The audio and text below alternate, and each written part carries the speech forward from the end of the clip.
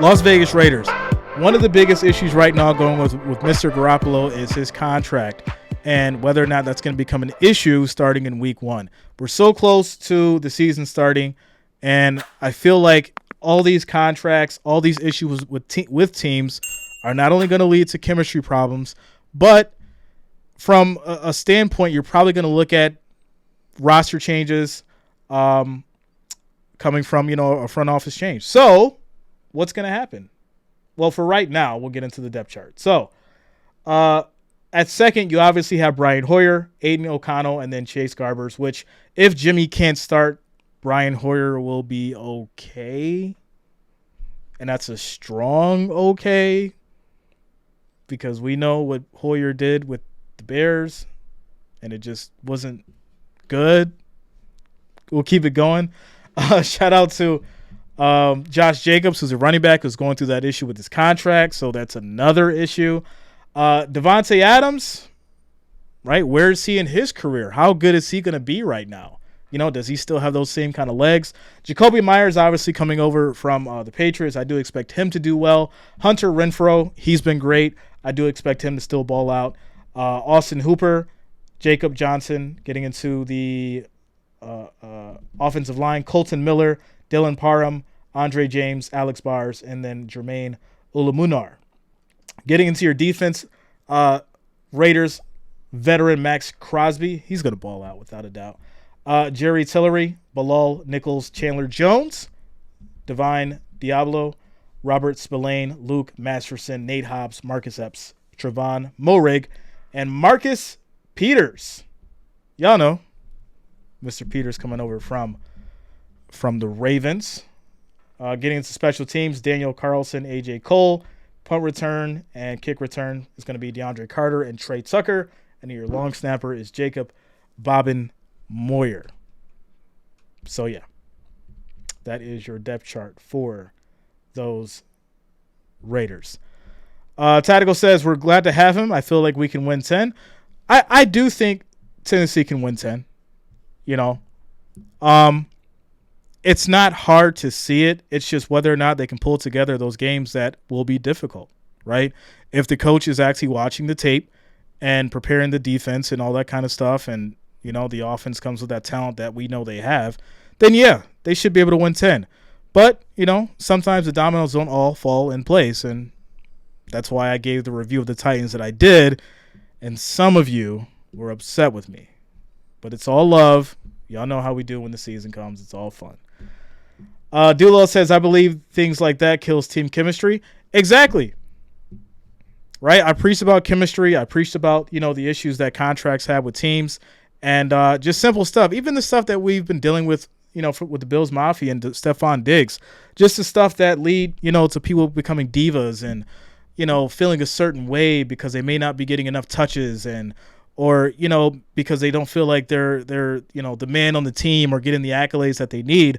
All that kind of stuff plays into the locker room, and it does affect the level of play at a high level. So, you want to kind of, if you're not just a coach but the general manager and the team owner, you kind of want to make sure that your team morale is probably number one on the checklist of everything else.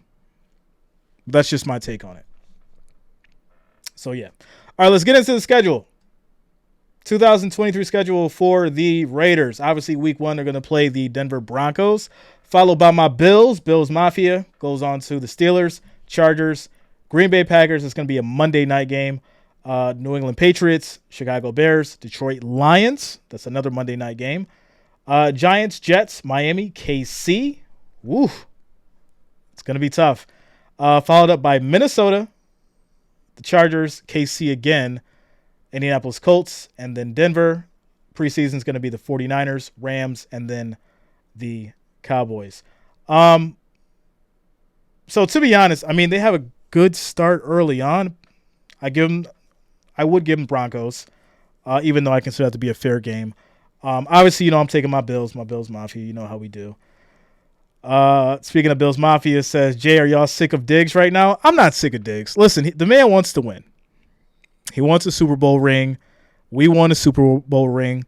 And at the end of the day, I think if you do have the right kind of level of, determination, the right kind of passion, the right kind of energy, then yeah, you should feel upset if your team wasn't able to get there. Now, how you handle it, right? How you handle any kind of specific situation in regards to your anger, in regards to your emotions, is what determines your character. And basically how you respond to your team is what defines whether or not you're actually a good player or even a good human being for that matter, right?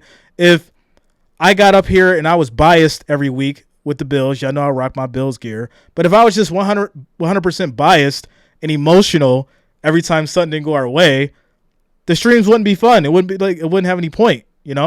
So it's the same thing when I watch Stephon Diggs act out and get upset and all that kind of stuff and create issues and problems in the locker room. It kind of turns me off to the fact of not really being a fan, but just being overall excited about watching him play. It's like, let me go get the Gabe Davis jersey. Let me take off my Stephon Diggs and I'll go put on the Gabe Davis because I know he's just going to go out there and ball. And that's just my take on Diggs real quick. But let me get back to this.